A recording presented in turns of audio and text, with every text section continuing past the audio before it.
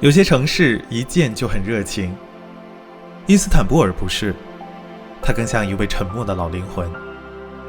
它不会主动接近你，但会在街角的小店、路边的猫、夕阳下的清真寺中慢慢展开它的模样。如果时间刚刚好，风也刚刚好，它就会悄悄地让你爱上它。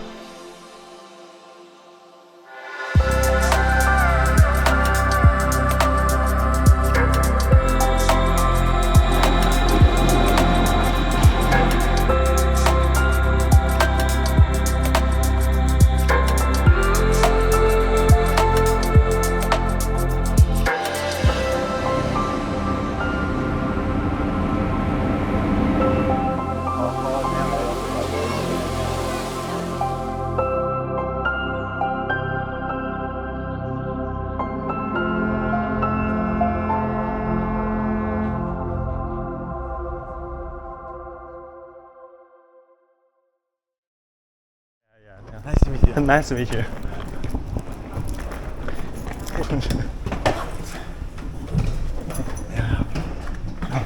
Thank you. Thank you. 第一站来到的是肉炸。苏丹艾哈迈德清真寺。它是苏丹艾哈迈德清真寺，由奥斯曼帝国苏丹亲自下令建造，在1616年完工。因为清真寺内部的墙面和柱身镶嵌了超过2万块来自伊兹尼克的蓝色砖瓦，所以它也被叫做蓝色清真寺。在伊斯坦布尔，它是信仰的象征，也是建筑的诗句。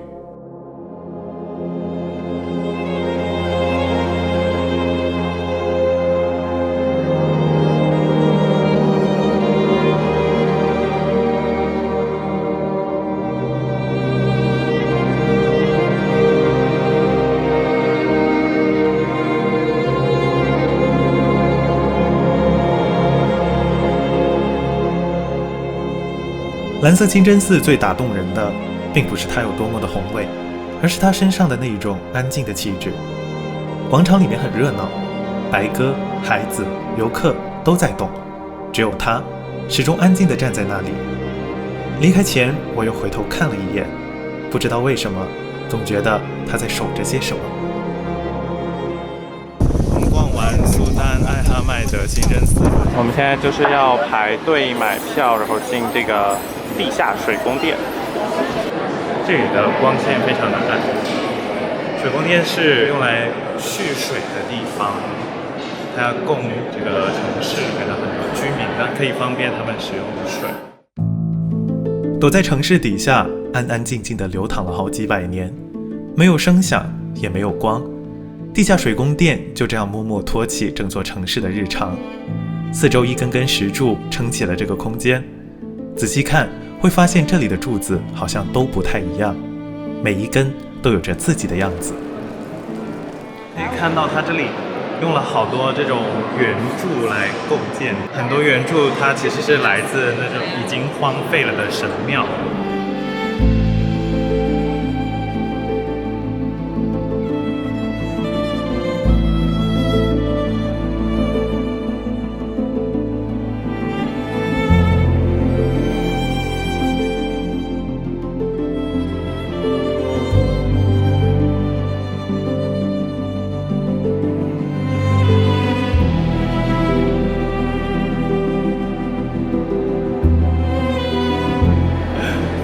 去找那个美杜莎的头，有一个放歪了的垫在石柱最下面的。头是什么鬼啊？头就是头呗。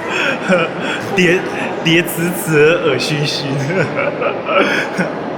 Affinate， 这就是要找到的那一颗垫在最下方的歪脖子的美杜莎的头。哦，这里还有一颗倒过来的。好多人丢硬币下去许愿了。里边的湿气好重啊，就是你裙子都湿了。就是你轻轻挥一挥手，就能感到手有点黏的那种感觉。类风湿性关节炎犯了。它往下滴水哎。打卡点第3站，进入圣索菲亚大教堂。圣索菲亚的意思是神圣智慧，它曾是教堂，也做过清真寺，后来变成了博物馆。几个帝国来来去去，信仰也跟着变化了模样，而它的样子一直在时间里缓缓改变，但又保有着不变。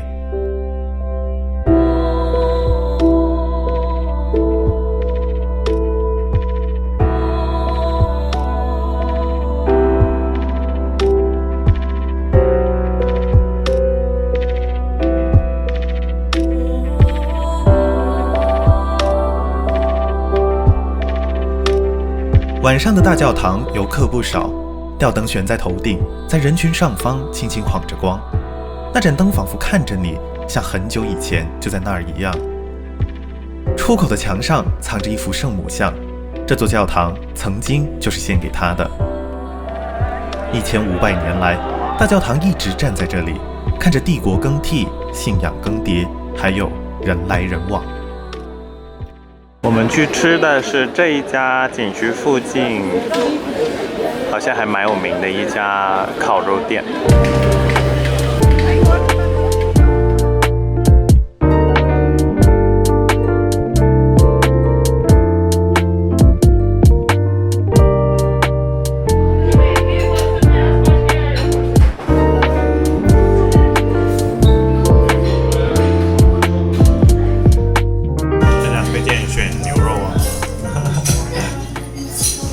肉比较嫩，然后稍微烤的老了一点点，但是也没什么膻味的去水。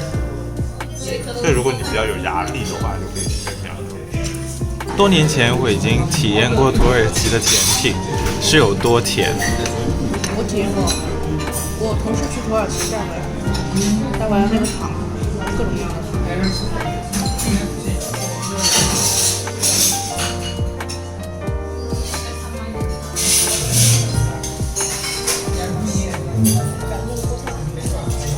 我觉得还行，但是我觉得它已经属于算是土耳其甜品当中不是很甜的东西了。大巴扎好像有多少个门来着？30多个门。大巴扎逛就要逛2-3个小时，886。大，它很大，超级大。苏莱曼尼耶清真寺在大巴扎附近。我们刚刚穿过了大巴扎的外围，就是一个社恐的地狱。好多人，你好。这座清真寺是苏莱曼大帝下令修建的，从1550年到1557年，只用了7年时间就建好了。设计它的人叫西南，是奥斯曼帝国最有名的建筑师之一。整个清真寺其实不止一座主殿，旁边还有墓地、医院、学校，甚至还有天文台。有人说，这不光是清真寺，而是一整座迷你城市藏在另一座城市里。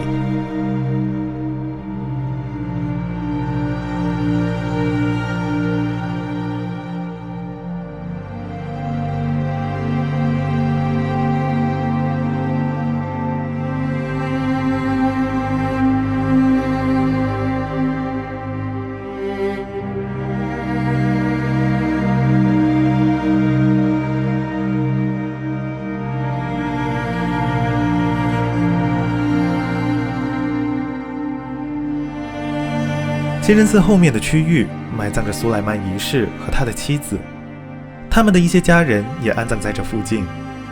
穿过小道，可以看到一座座圆顶的木塔，土耳其语里叫 Turbe， 而墓碑上的阿拉伯文刻着一些被遗忘的名字。里面的地位是最低的。哇！但是它身为一个猫里面最受欢迎的。三花。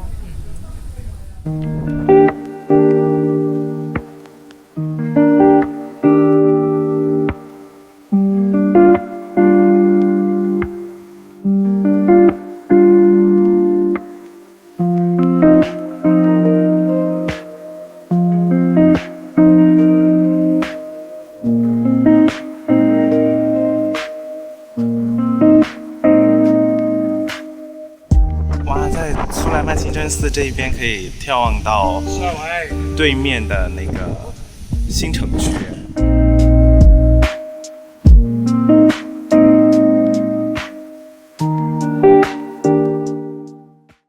下一站我们去往的是在苏莱曼清真寺附近的一个香料市场。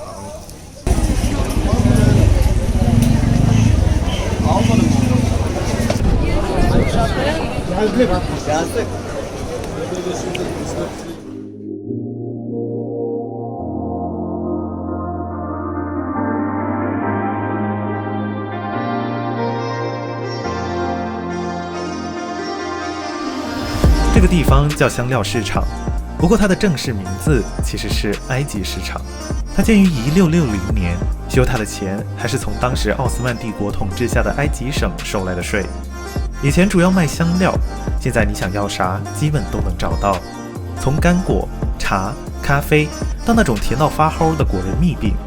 说实话，我是没敢咬一口，光看着就觉得牙要化了。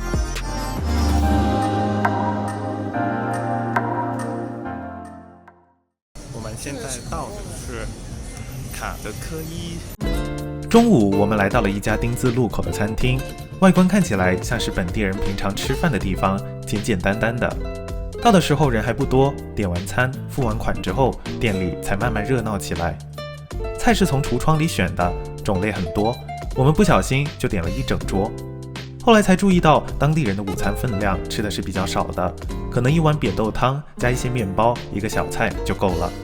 跟我们这顿的阵仗比起来，确实轻松很多。不过我们这顿倒是吃得挺满足的。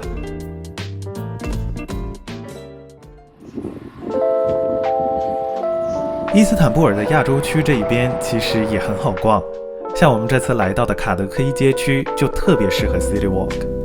它在马尔马拉海的另一侧，隔着博斯普鲁斯海峡和欧洲那一边的老城区刚好对望。街区里有很多咖啡馆、独立小店，还有本地餐厅和酒吧，边走边逛特别舒服。这边的街道纵横交错，挺有生活味儿。走的时候记得抬头看看两侧的墙壁，有时候会有一些非常酷的涂鸦藏在那儿。这边有一条巡回的一条电车路线，电车会沿着街区外围缓缓绕一圈，路不算很长，速度也不快，就是那一种坐着发发呆，顺便看看沿路风景的节奏。走累了就上车歇一下，刚刚好。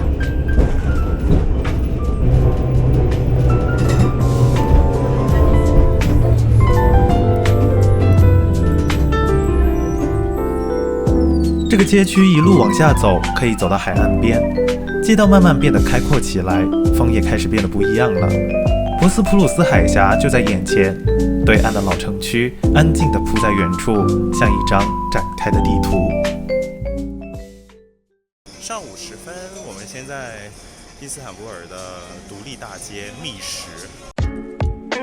在奥斯曼时期，这里叫佩拉大街，是知识分子和欧洲侨民聚集的地方。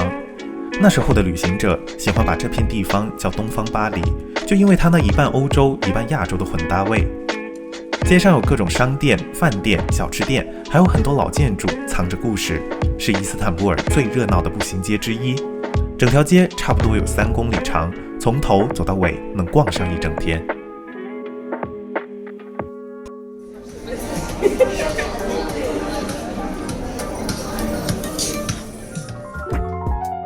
路过加拉塔塔下面的这一家餐厅，看着顺眼就进去了，结果意外的觉得还挺好吃的。试一下布丁面，酷带劲。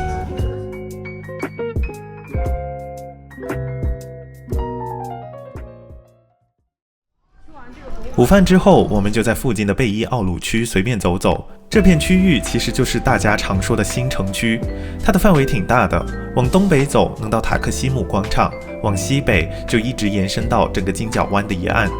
中世纪的时候，这里叫佩拉，是当时热那亚和威尼斯商人的聚集地，现在则是伊斯坦布尔最热闹、最有艺术气息的地方之一。街区里藏着不少展览空间、画廊，还有像纯真博物馆这样的小众博物馆。我们经过了这个纯真博物馆，不过鉴于我的原著还没有看完，我还是下次再来吧。下次拿着纸质版的原著过来，就可以免费欣赏纯真博物馆。我们还是下次再见吧。你挨太近了吧？要不然你往旁边去一点点。已经接近太阳快要落山的时间了，我们想去加拉塔那一边去看日落。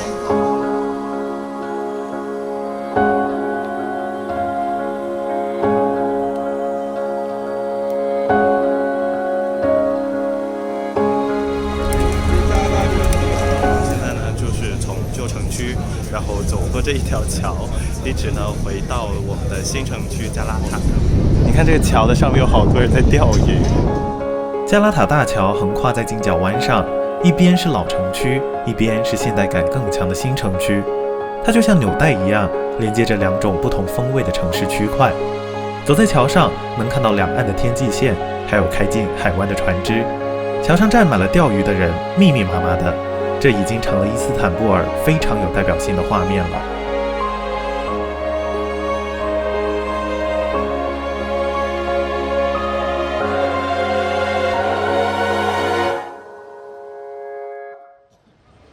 136里拉，的确涨。就说为什么加拉塔可以拍到那么远的照片呢？加拉塔看起来不高，但是它的地势高啊。一整个斜坡走上来，哒哒哒哒。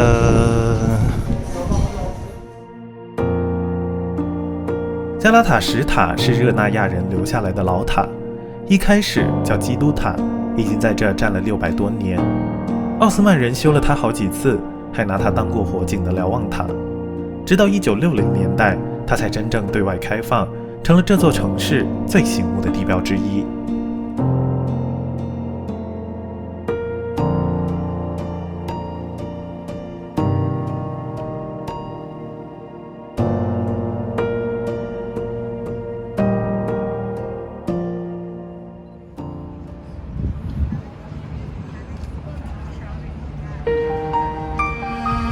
在加拉塔塔顶看着夕阳慢慢落下，整个伊斯坦布尔仿佛在眼前轻轻摊开。这座坐落在东西交界的城市，从来不是一座可以被简单归类的地方。它曾是帝国的心脏，也经历过权力、信仰与文化的碰撞和交织，在不同的时代里被赋予过不同的名字。而如今，它依然在不断重生，留下的风景、街道、光影和声音，都像是还没有翻完的一本书。拜拜。不知道是不是站得有点久了，脑子里突然想起了《香料共和国》里爸爸的那句台词。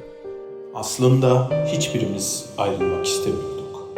Çünkü İstanbul şehirlerin üstünde bir şehirdi. Çünkü İstanbul dünyanın en güzel şehriydi. 这句话，我现在懂了。